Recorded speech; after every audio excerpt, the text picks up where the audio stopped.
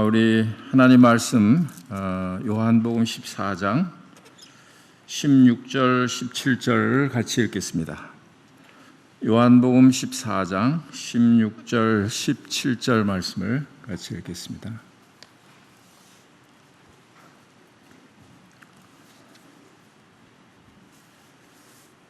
찾으셨으면 같이 읽겠습니다. 시작. 내가 아버지께 구하겠으니 그가 또 다른 보혜사를 너희에게 주사 영원토록 너희와 함께 있게 하리니 그는 진리의 영이라. 세상은 능히 그를 받지 못하나니 이는 그를 보지도 못하고 알지도 못함이라. 그러나 너희는 그를 아나니 그는 너희와 함께 거하시며 또 너희 속에 계시겠습니다.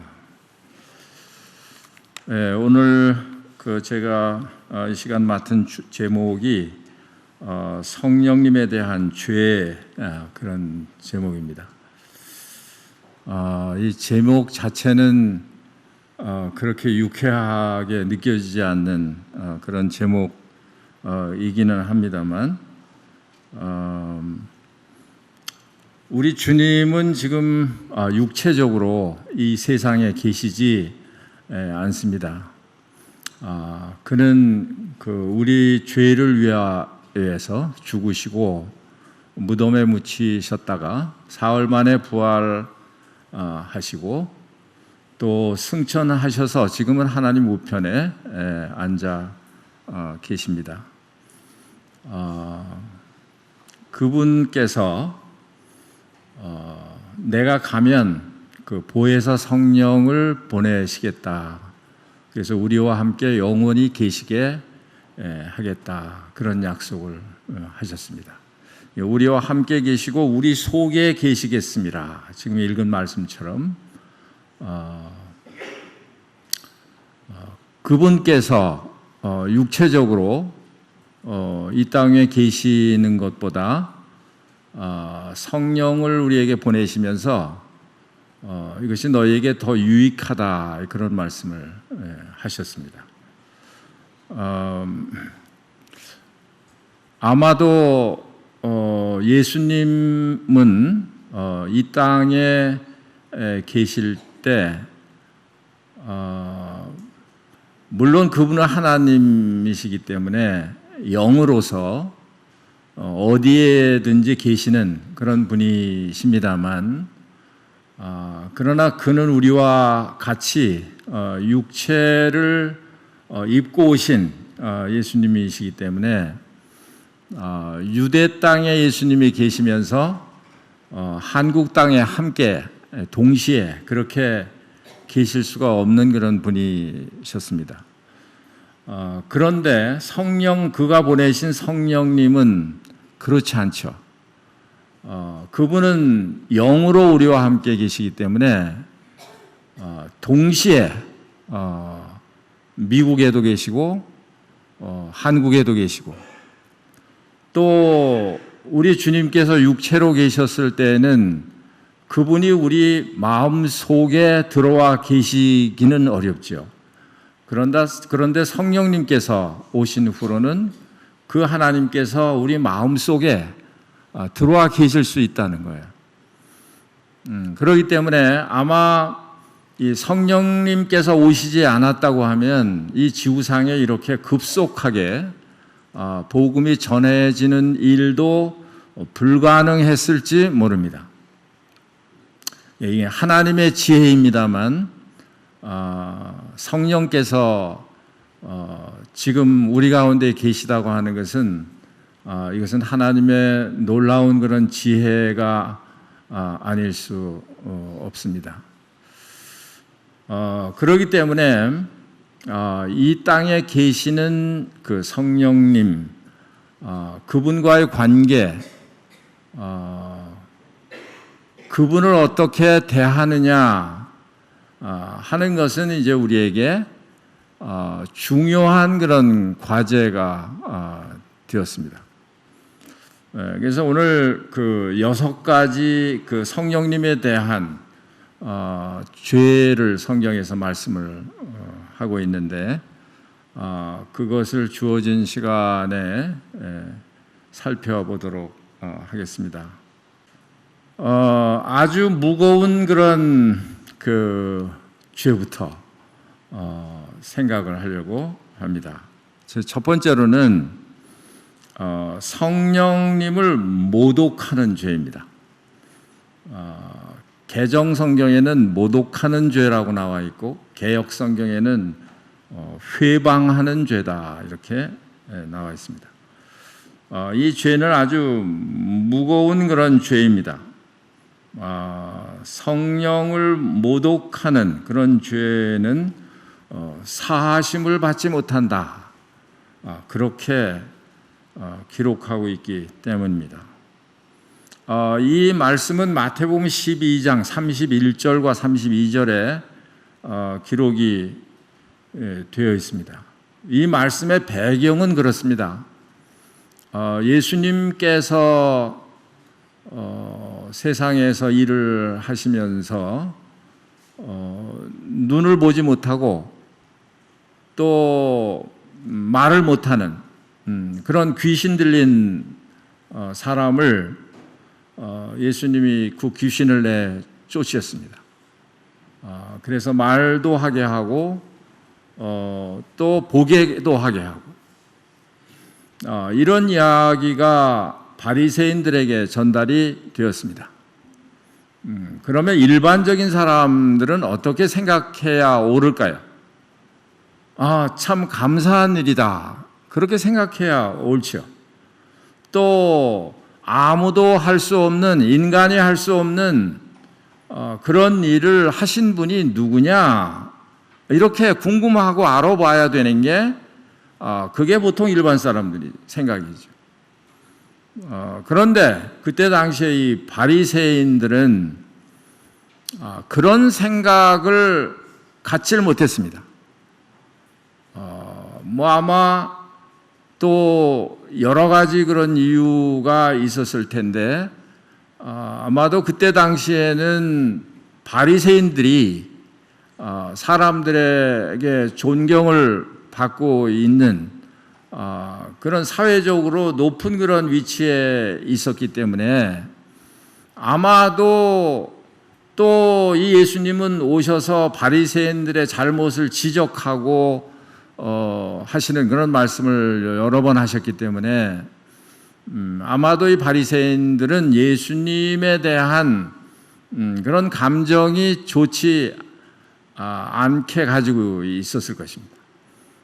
더군다나 백성들이 예수님께서 하시는 일을 보고 예수님을 쫓고 존경하고 칭송하고 이렇게 하니까 이 바리새인들은 마음속에 아마 시기심이 발동했을 수도 있습니다.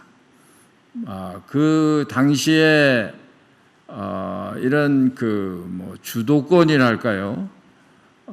이런 시선이 이제 예수님께로 향하게 되니까 이 바리새인들 속에는 물론 성령님이 계시지 않고 성령님이 역사하지 않고 막 그 마음 속에 악한 영이 아마 역사하고 있었을 거예요. 그러니까 그 바리새인들이 뭐라고 예수님을 비방을 했느냐 하면 저 예수는 귀신을 힘입어서 귀신을 쫓아낸다. 그것도 귀신의 왕 바알세부를 힘입어서 쫓아낸다. 이렇게 말했습니다. 예수님께서 거기에 대해서 아주 여러 구절을 여러 말씀을 설명을 하셨는데 그러면 귀신이 귀신을 쫓아내는 건데 그건 한 집안에서 서로 싸우는 게 아니냐. 그러니까 그런 바리새인들이 지금 예수님을 비난하는 그 비난 속에는 앞뒤가 맞지 않는, 이치에 맞지 않는 그런 것이다. 예수님이 그런 설명을 하시면서 지금 이 말씀을 하신 거예요.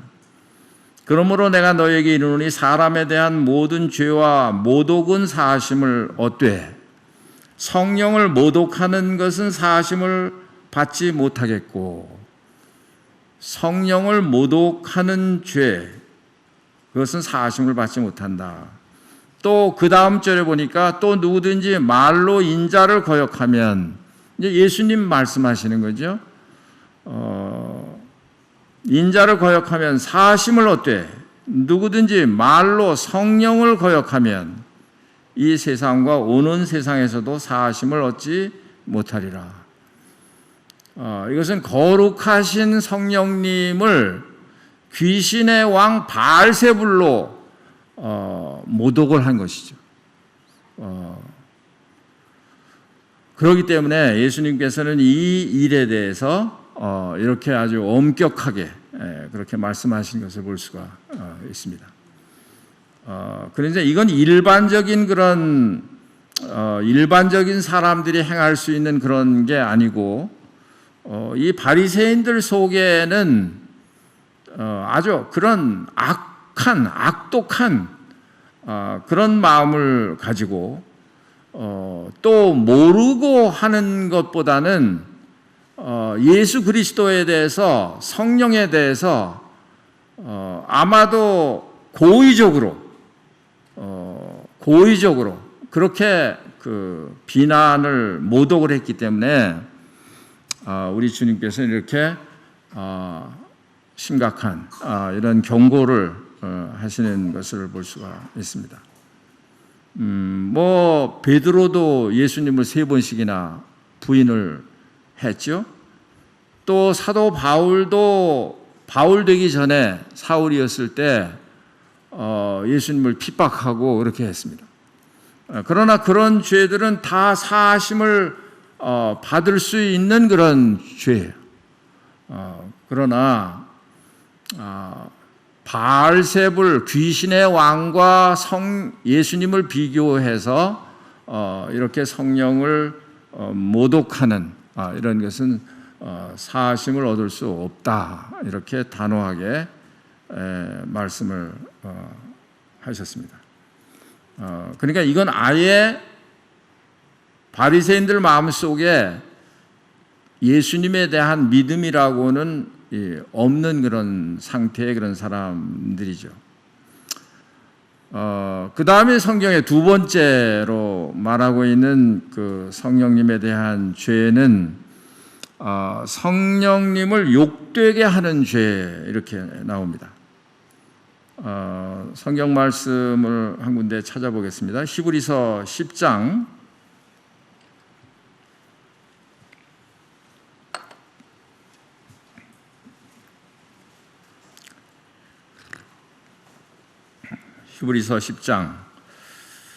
29절 말씀입니다. 하나님의 아들을 짓밟고 자기를 거룩하게 한 언약의 피를 부정한 것으로 여기고 은혜의 성령을 욕되게 하는 자가 당연히 받을 형벌은 얼마나 더 무겁겠느냐, 너희는 생각하라. 여기 은혜의 성령을 욕되게 한다, 이런 표현이 나오고 있습니다. 이 사람들은 방금 전에 말씀드린 그런 종류의 사람들이 아닙니다. 이 사람들은 26절 말씀에 보시면, 성경을 보시면서 말씀을 들으셔야 해요. 26절에 보시면 우리가 진리를 아는 지식을 받은 후 짐짓죄를 범한즉 다시 속죄하는 제사가 없고, 짐짓죄라는 그런 의미는 연약해서나 무지해서 짓는 그런 죄가 아니고 아주 자발적으로, 고의적으로, 자진해서 기꺼이 그런 뜻이에요. 이 사람은 어떤 사람이냐면 진리를 아는 지식을 받았다. 그러니까 예수님에 대해서도 아는 사람이었다. 우리가 그렇게 생각할 수 있습니다. 그 다음에 27절에 보면 오직 무서운 마음으로 심판을 기다리는 것과 대적하는 자를 태울 맹렬한 불만 있으리라. 이건 뭐 두말할 것 없이 이거는 구원 못 받는 거예요. 지옥 형벌을 받는 거죠. 28절에 보시면 모세의 법을 폐한 자도 두세 증인으로 말미암아 불쌍히 여김을 받지 못하고 죽었거든. 모세의 법을 어긴 사람들은 두세 증인만 있으면 거긴 다른 어떤 자비도 없습니다. 그냥 죽임을 당하는 이런 법이었는데 29절에 하나님의 아들을 짓밟고 자기를 거룩하게 한 언약의 피를 부정한 것으로 여기고 은혜의 성령을 욕되게 하는 자가, 그러니까 우리의 죄를 담당하시고 십자가에 죽으셔서 우리의 죄를 해결하시고 우리를 거룩하게 하시고 또 그 성령께서 오셔서 그 은혜의 성령께서 우리에게 그 은혜를 알게 하시고 그냥 아무 대가 없이 하나님께서 거저 은혜로 우리에게 이와 같이 은혜를 주셨는데 이것을 어떻게 했다고요? 그 하나님의 아들을 짓밟았다고, 언약의 피를 부정한 것으로 여겼다. 우리가 생각할 때는 이거 이럴 수가 있나 이렇게 의문이 들 정도죠. 그 정도로 이런 종류의 사람들도 있는 것을 지금 말씀을 하고 있는 것입니다. 그러니까 이런 사람들은 어떤 사람일까? 정말 사실로 믿는 그런 사람들이 이렇게 할 수 있을까? 이게 부정적이에요. 근데 아마도 이 사람들은 거짓 신자였을 가능성이 많죠. 바리새인들은 아예 그리스도를 받아들이지 않는 사람이에요. 물론 하나님을 알고 하나님을 경외하는 사람들이긴 했지만 예수님을 받아들이지 않는 그런 사람들이었습니다. 그런데 이 두 번째 성령님을 욕되게 하는 이런 사람은 어떤 종류냐 하면 그렇지 않아요. 그리스도를 아는 사람이에요. 마음속에 정말 받아들였는지는 모르겠습니다만 진리를 아는 지식을 받은 그런 사람들이에요. 이런 같은 그런 맥락의 그런 말씀이 6장에도 기록이 되어 있습니다. 히브리서 6장을 한번 가보실게요. 뒤로 가셔서 히브리서 6장입니다.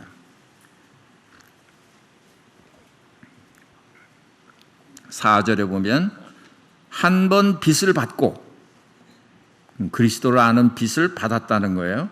하늘의 은사를 맛보고, 아마 이 사람들은 방언을 할 수도 있고 가르치기를 할 수도 있고 귀신도 쫓아냈을 수도 있고, 그렇죠?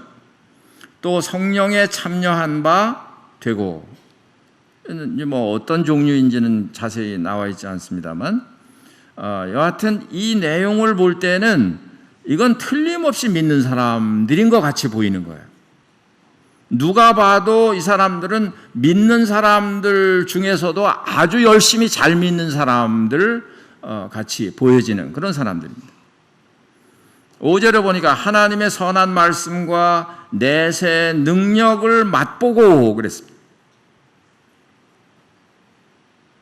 그 다음에 6절에 타락한 자들은 다시 새롭게 하여 회개케 할 수 없나니 이는 그들이 하나님의 아들을 다시 십자가에 못 박아 드러내놓고 욕되게 함이라. 그 다음에 7절에 보면 땅이 그 위에 자주 내리는 비를 흡수하여 밭가는 자들이 쓰기에 합당한 채소를 내면 하나님께 복을 받고 만일 가시와 엉겅퀴를 내면 버림을 당하고 저주함에 가까워 그 마지막은 불사름이 되리라. 마찬가지죠. 첫 번째 성령을 회방하는 사람들과 마찬가지로 이 사람들도 똑같이 그 마지막은 불사람이 된다. 구원받지 못한다 하는 거예요. 그러니까 진리를 아는 지식을 받기도 하고 또 은사를 행사하기도 하고 또 성령에 참여한 바 되기도 하고 하나님의 말씀에 대한 능력을 맛보기도 하고, 이게 얼마나 위대한 그런 지금 일들을 지금 말하고 있는지 몰라요. 그럼에도 불구하고 7절 8절에 보니까 열매가 없는 거야. 그냥 성령의 열매가 맺혀질 그 나무에 가시와 엉겅퀴가 맺혀지는 거예요. 그러니까 그 열매를 보니까 뭘 안다요? 나무를 안다.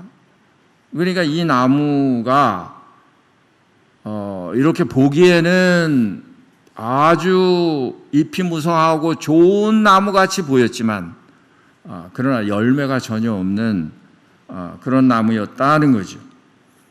그러니까 이런 나무도 찍어서 불사를 수밖에 없는 그런 나무였다 하는 거예요. 이거는 무슨 죄냐 하면, 이건 다른 말로 하면 도를 배반하는 그런 죄입니다. 배도하는 그런 죄예요. 이런 사람들이 있을까? 있으니까 이 말씀을 기록해 놨겠죠. 그죠? 네. 이게 사실은 우리가 이런 말씀을 대할 때 참 마음에 좀 두려운 마음이 생겨요.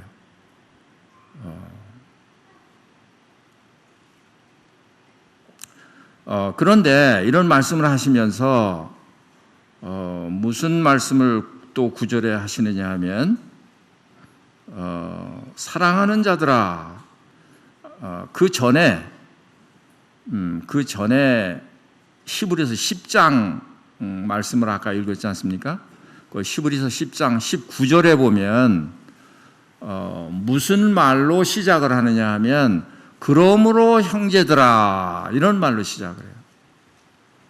그러므로 형제들아. 그러니까 이 지금 엄중한 말씀을 형제들에게 하고 있는 거예요. 믿는 사람들에게 하고 있는 것입니다. 그럼 다시 이제 히브리서 6장 9절로 오시면, 왔다 갔다 빨리 따라오셔야 이해가 쉽습니다. 히브리서 6장 9절에 보면 뭐라고 그랬습니까? 사랑하는 자들아 그랬죠. 이게 이제 그러므로 형제들아, 사랑하는 자들아 같은 거잖아요. 우리가 이같이 말하나, 지금 아주 엄중한 말씀을 하고 나서 우리가 이같이 말하나 너희에게는 더 좋은 것, 곧 구원에 속한 것이 있음을 어떻게 해요? 확신하노라. 확신하노라. 좀 위로가 되시나요? 네. 예, 어떤 사람들에게는 이러한 경고가 해당이 되는 수도 있지만, 그러나 지금 형제들에게 또 사랑하는 자들에게 더 좋은 구원에 속한 것이 너희 속에 있는 것을 내가 확신한다. 그렇게 말하고 있습니다. 이 말씀을 들을 때 여러분 마음속에 어떤 마음이 드시나요? 아멘 그런 마음이 드시나요? 다행이다 그런 마음이 드시나요? 네, 그렇죠. 다행이다, 아멘 그런 마음이 들죠. 그런데 실제로 여기에 기록한 그 도를 배반하는, 배도하는 그런 사람들이 있을까요, 없을까요? 있다는 거예요. 있다는 거예요. 이 세상에서는 그것을 100% 정확하게 판단할 수 없습니다만은, 그러나 이제 그 여러 세월을 통해서 이렇게 믿는 사람들 속에서 어떤 사람들의 경우를 이렇게 볼 때 이런 사람은 볼 수가 있어요. 저런 사람인 경우에 여기에 배도하는 이런 부류에 속하는 그런 사람이 아닐까? 물론 몰라요. 이건 하나님만 아시는 거예요. 그런데 그렇지 않을까 하는 의심이 드는 그런 사람들도 우리는 주위에서 볼 수 있다는 거예요. 예를 들면 모임에서 구원받고 간증하고 침례도 받고 또 말씀도 전하고 그런데 어느 날 이분이 여호와의 증인으로 갔다. 그래서 어떤 때 여기서 된 일은 아니에요. 미국에서 된 일인데요.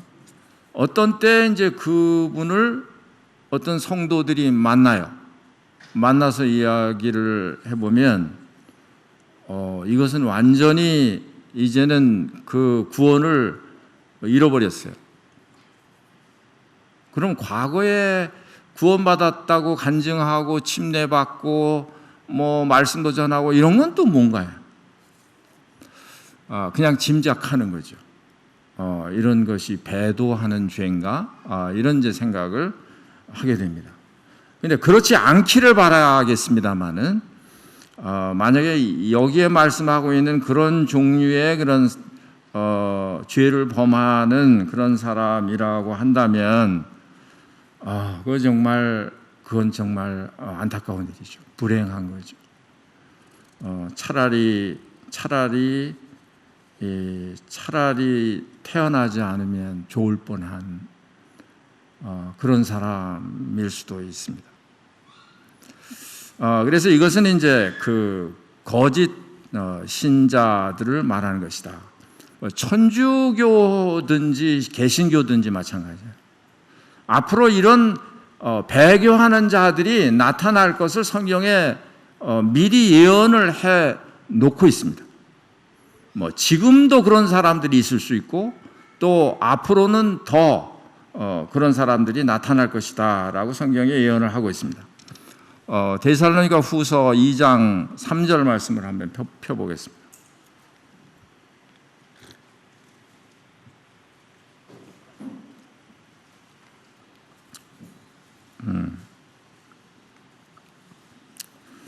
아무리 빨리 해도 끝나기는 어려울 것 같아요. 데살로니가 후서 2장 3절 보시면 누가 아무렇게 하여도 너희가 미혹하지 말라. 먼저 배도하는 일이 있고 배교하는 일이 있고 저 불법의 사람 곧 멸망의 아들이 나타나기 전에는 이르지 아니하리라. 아주 가치가 있는 것은 가짜를 만들어요. 가짜가 있습니다. 그러니까 그리스도도 가짜 그리스도, 거짓 그리스도, 적 그리스도가 있어요. 그런데 이 적 그리스도가 그리스도처럼 행동해요. 그래서 데살로니가서 2장 9절 말씀에 또 이어서 보시면 악한 자의 나타남은 사탄의 활동을 따라 모든 능력과 표적과 거짓 기적과 그러니까 이 멸망의 아들 이 악한 자가 적 그리스도가 그리스도께서 능력을 행하신 것처럼 능력도 행하고 표적도 행하고 기적도 행하고 그렇게 한다는 거예요. 이게 거짓 그리스도, 적 그리스도가 있다고 하면 거짓 선지자도 있고 또 거짓 신자도 있고 이런 사람들이 나중에 배교하게 된다는 거예요.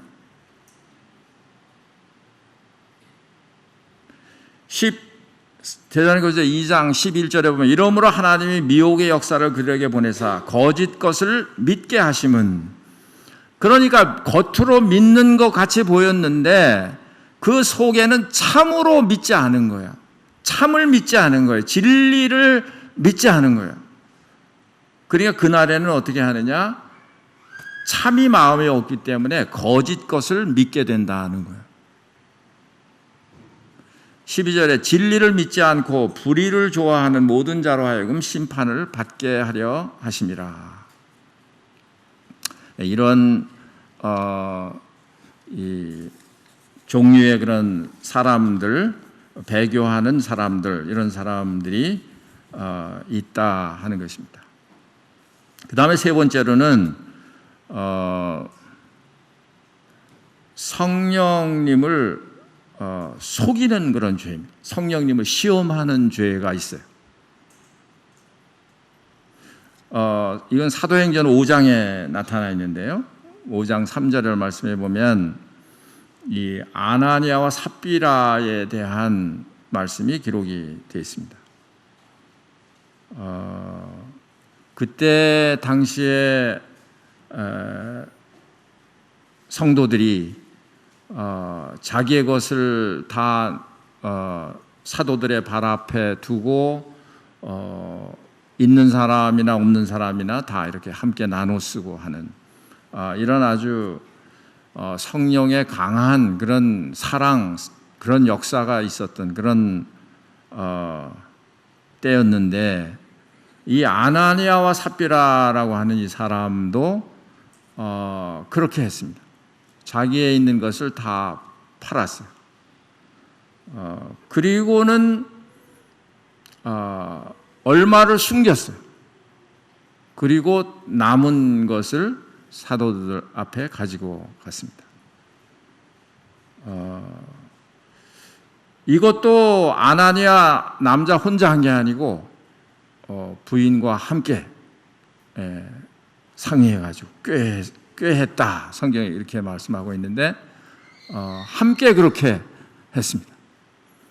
그러니까 성령님께서 계시는데 성령님이 안 계신 것처럼 이 두 사람이 속인 거예요. 행동을 한 거예요. 그럼 차라리 내가 이렇게 다 팔았는데 반밖에 안 가져왔습니다든지, 뭐 3분의 1은 우리가 필요해서 남겼다든지, 이렇게 했으면 아마 이런 일이 일어날 일이 없죠. 그건 정직하게 한 거니까요. 그런데 이제 얼마 정도는 숨겨놨으면서도 다 바친 것처럼 한 거예요. 다 헌신한 것처럼 그렇게 한 거예요. 이걸 하나님께서 악하게 보신 거예요. 성령을 속였다 이렇게 보신 거예요. 그래서 베드로가 아나니아한테 사탄이 내 마음에 가득하여 이렇게 표현을 하고 있습니다. 사탄이 내 마음에 가득하여. 그러니까 이 성령님과 이 사탄의 영은 이건 아주 반대인데, 그런데 이 아나니아와 삽비라 마음속에 사탄이 마음에 가득했다 이렇게 표현한 것을 보면 하나님의 그런 이 분노를 사고도 남음이 있는 그런 행동이었을 것 같습니다. 우리가 쉽게 생각을 하면 그래도 그렇게 바친 게 충성스러운 거 아닌가 뭐 이렇게 생각할 수 있겠습니다만, 그러나 하나님께서 보신 것은 성령을 속였다 하는 부분을 보신 거예요. 그러니까 우리가 헌신하는 것도 그런 것 같아요. 다 헌신하는 것처럼 그렇게 할 필요가 없는 거죠. 믿음을 따라서, 신약 성경에 이제 믿음을 따라서 헌신도 하고 봉사도 하고 이렇게 하는 건데, 이제 속였다 하는 거예요. 그래서 그 자리에서 이 아나니아는 그냥 엎드려져서 혼이 떠나갔습니다. 오늘 너무 심각한 얘기를 많이 하는 것 같아요. 그런데 그 부인이 삽비라가 그 사실을 모르고 거기를 들어왔습니다. 확인을 합니다. 베드로가 이게 땅값 다 가지고 온 거냐? 삽비라도 네 그렇습니다. 이렇게 거짓말을 한 거예요. 마찬가지로 네 남편을 장사하고 오는 사람들이 지금 문 앞에 이르렀다. 또 너를 매어서 내가리라. 그래서 그 자리에서 부인도 죽고 말았습니다. 이 사람들이 구원받은 사람이냐? 그건 성경에 말씀하고 있지 않아요. 뭐 성경에는 그 육체는 멸하고 그 영은 주 예수의 날에 구원 얻게 하려 한다. 이런 아주 그 영혼만 간신히 불 가운데서 얻은 것 같은 그런 구원을 말씀하고 있긴 합니다만, 그러나 알 수가 없습니다. 여하튼 성령을 속이는 이런 죄에 대해서 말씀을 하고 경고를 하고 있는 것입니다. 그 다음에 이제 네 번째는 하나님의 말씀을 거스르는 그런 죄입니다. 거역하는 그런 죄예요. 이건 사도행전 7장 51절에 기록이 되어 있습니다. 제가 읽겠습니다. 목이 곧고 마음과 귀에 할례를 받지 못한 사람들아, 너희도 너희 조상과 같이 항상 성령을 거스리는도다. 성령을 거스린다. 물론 이 사람들은 그 유태인으로 이게 추정을 합니다. 그런데 이 스데반 집사님이 이 사람들에게 구약의 성경을 들어서 예를 들면서 하나님의 말씀을 가지고 예수 그리스도를 증거한 거예요. 그런데 하나같이 스데반의 설교를 듣는 사람들이 여기 표현이 마음과 귀에 할례를 받지 못한 사람들이다. 그러니까 마음에 그것을 전혀 받아들일 그런 하나님의 말씀에 대해서 받아들일 그런 마음이 없었던 그런 사람들입니다. 이 사람들은 성령을 대놓고 거역한 적이 없습니다. 그런데 스데반이 말하기를 항상 성령을 거스린다 이렇게 표현을 하고 있어요. 그러니까 다시 말하면 하나님의 말씀을 거역하는 것은 그것은 성령을 거스리는 것과 같다는 말이에요. 왜냐하면 성령님과 하나님의 말씀은 완전히 하나이기 때문에 그렇죠. 전혀 다르지 않습니다. 그래서 하나님의 말씀을 우리가 들을 때 어떻게 듣느냐, 이게 상당히 중요한 일이에요. 그 다음 절에 보면 너희 조상들이 선지자 중에 누구를 박해하지 아니하였느냐, 의인이 오시리라 예고한 자들을 그들이 죽였고, 그렇죠? 선지자들이 계속해서 메시아에 대해서 말씀을 했죠. 그런데 이 유태인들은 그걸 받아들이지 않을 뿐 아니라 선지자들을 죽였습니다. 그리고 그 예고한 자가 오셨는데 이제 너희는 그 의인을 잡아준 자요 살인한 자가 되나니. 그렇죠. 유태인들이 예수님을 잡아주고 예수님을 죽였죠. 그러니까 하나님의 말씀을 거스리는 이런 죄는 성령을 거스리는 것과 같은 것이 된 거죠. 그러니까 하나님의 말씀을 우리가 얼마나 두렵게 하나님의 말씀을 대해야 되느냐 하는 거예요. 이건 상당히 중요한 문제입니다. 오늘날에도 동일한 문제를 가지고 있습니다. 하나님의 말씀에 대한 경외심이 없어요. 하나님의 말씀에 대해서 두렵고 떠는 그런 마음이 없습니다. 그런데도 종교 생활은 계속 해요.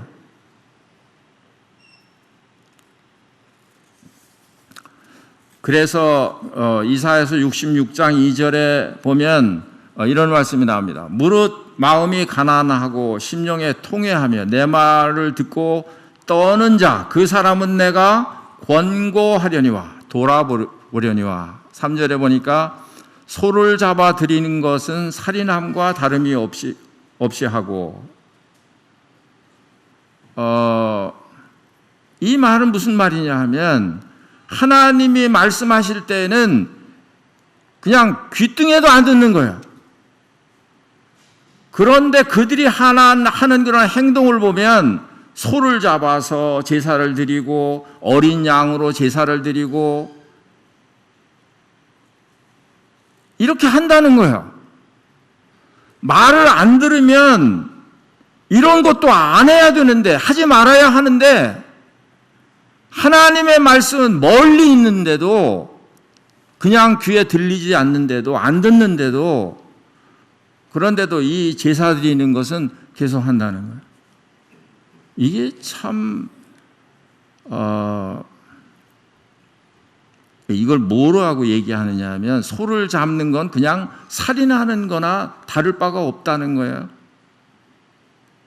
어린 양으로 제사 드리는 것은 개 목을 꺾는 거나 마찬가지야. 아무 의미가 없다는 거예요. 또 예물은 돼지의 피와 다름이 없다. 또 분향하는 것은 우상을 찬송함과 다름이 없다.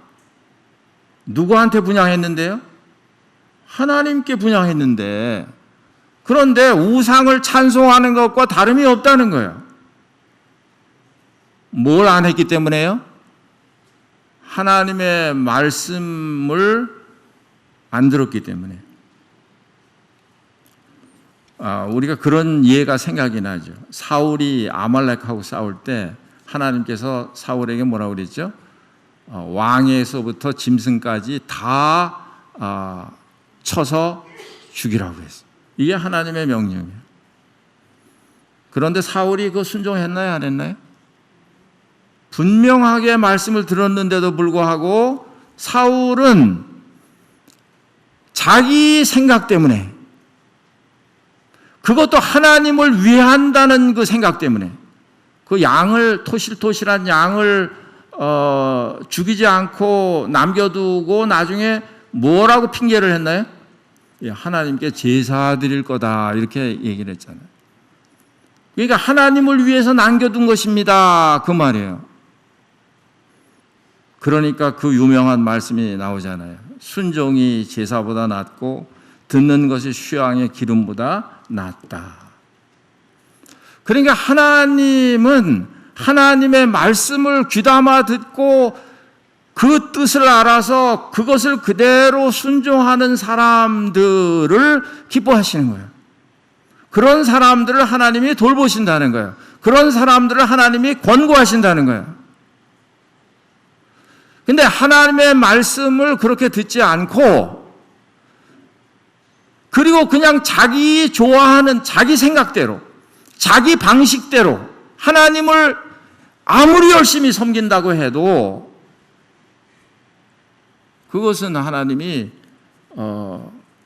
전혀 하나님이 받지 않는다는 거예요. 이거 우리에게도 교훈이 될까요? 당연합니다. 당연합니다. 지금 이제 교회 가운데서 일어나는 이런 이제 모습들을 우리가 뭐 어렵지 않게 쉽게 느낄 수 있는 게 뭐냐면, 하나님의 말씀에 대한 어떤 그런 경외심, 하나님의 말씀에 대한 사모심, 또 그 말씀을 순종하기 위한 그런 마음, 간절한 마음, 이런 것은 없어진 거예요. 그리고 이제 교회 생활은 그냥 답습하는 거예요. 겉으로 보기엔 아무 표시가 안 날 수도 있어요. 그런데 실제로는 하나님하고는 멀리 떨어진 거예요.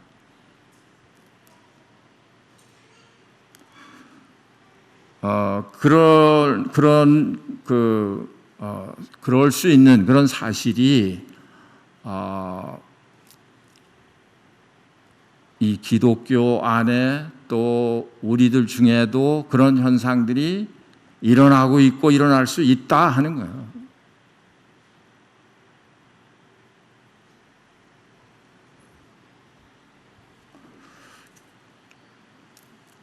그러니까 저는 좀 그런 점에서 좀 마음에 두려움이 있어요. 오늘 생각보다 많이 나오셨습니다만, 제가 형제회의를 참석을 했는데, 이제 두 가지는 있습니다만 그건 못하겠습니다. 시간이 없어서. 사실은 두 가지가 이제 우리에게 제일 해당되는 그런 내용이긴 한데, 나중에 기회가 있으면 하고 그렇게 하겠습니다. 이런 얘기를 자주 듣는 거예요. 어떤 얘기를 듣냐 하면, 예배 시간이 끝난 다음에, 그런데 사람들이 많이 가신다고 그래요. 집에 가신다고. 저는 이 앞에 앉아 있어서 그래서 제가 일부러 정말 그런가를 확인하고 싶어서 뒤에 앉고 싶은데도 제가 사실은 예배 시간이기 때문에 제가 무슨 예배 시간에 누구 감시한 그런 건 나쁜 마음이기 때문에 그냥 제가 제 자리를 지키고 있습니다만은 많은 형제님들이 그런 얘기를 제가 한두 번 들은 게 아니고 여러 번 제가 들었습니다. 예배는 중요하게 생각하시는 것 같아요. 예배 드리는 데는 참석하시는 거 보니까. 그런데 하나님 말씀 듣는 시간에는 나가시는 거예요. 그러면 예배는 하나님께 드리는 거고 하나님의 말씀을 듣는 것은 사람에게 듣는다고 생각을 하시는 건지, 아니면 하나님의 말씀을 하는 강단에 있는 프로그램이 그게 잘못된 건지, 하나님의 말씀이 전해져야 되는데 그렇지 않고 그냥 엉뚱한 게 전해져요. 제가 그런 소리를 듣긴 들었거든요. 하나님의 말씀이 전해져야 되는데 그렇지 않은 경우가 많다는 거예요. 이거는 잘못이에요. 이건 고쳐야 되는 거예요. 더군다나 일주일에 한 번인데 강단에서는 어찌하든지 하나님의 말씀이 전해져야 돼요. 그 외의 것은 다른 프로그램들은 다른 시간에 하면 돼요. 그런지 어쩐지는 잘 모르겠습니다만은 예배는 중시 여기는데 하나님 말씀을 듣는 시간은 그냥 기대가 없다, 그냥 집에 가신다, 뭐 다 그러신 거 아니에요. 소수시겠죠. 이제 많은 분들이 남아 계십니다만은 이제 우리의 마음 속에 이런 마음은 상당히 이것은 두려워해야 되는 그런 마음인 거예요. 이미 벌써 하나님을 떠난 거예요. 저는 아무리 강단에서 하나님의 말씀이 좀 표현이 이상합니다만 시원찮게 전해진다고 할지라도 그래도 저는 앉아서 듣고 싶어요. 그 가운데 그래도 주님이 나에게 하시는 그런 음성이 있을 것이기 때문에 그걸 내가 들어야 하기 때문에 그렇죠. 그러니까 이건 다른 문제도 혹 있겠습니다만 그 우리 마음의 문제인 것 같아요. 하나님의 말씀을 우리가 어떻게 대하느냐 하는 거예요.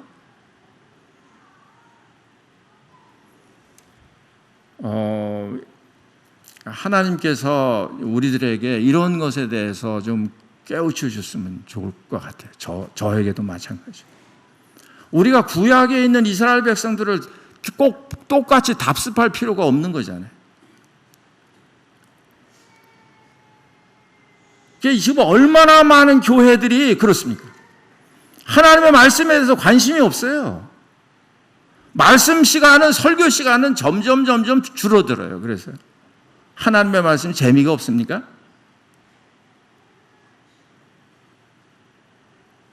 어린 아이들에게 하나님 말씀이 어려워요?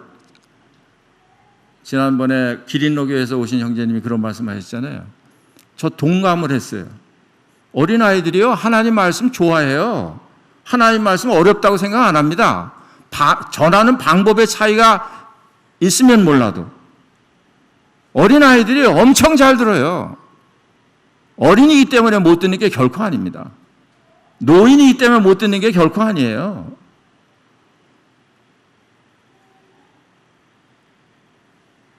그런데 우리의 마음속에 이런 이 마음이 생긴다든지 이렇게 습관화된다 그러면 이것은 상당히 어려운 일이에요.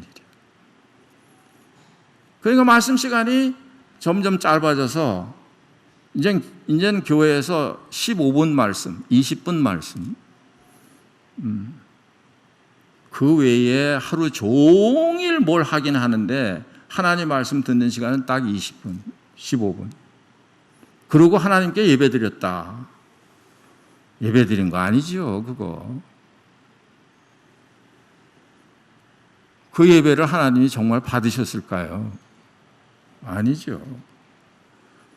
하나님이 하시는 말씀을 내가 귀담아 듣지 않고 그것을 내가 외면하고 있는데 그런데 하나님이 뭔 제사를 받으시겠습니까?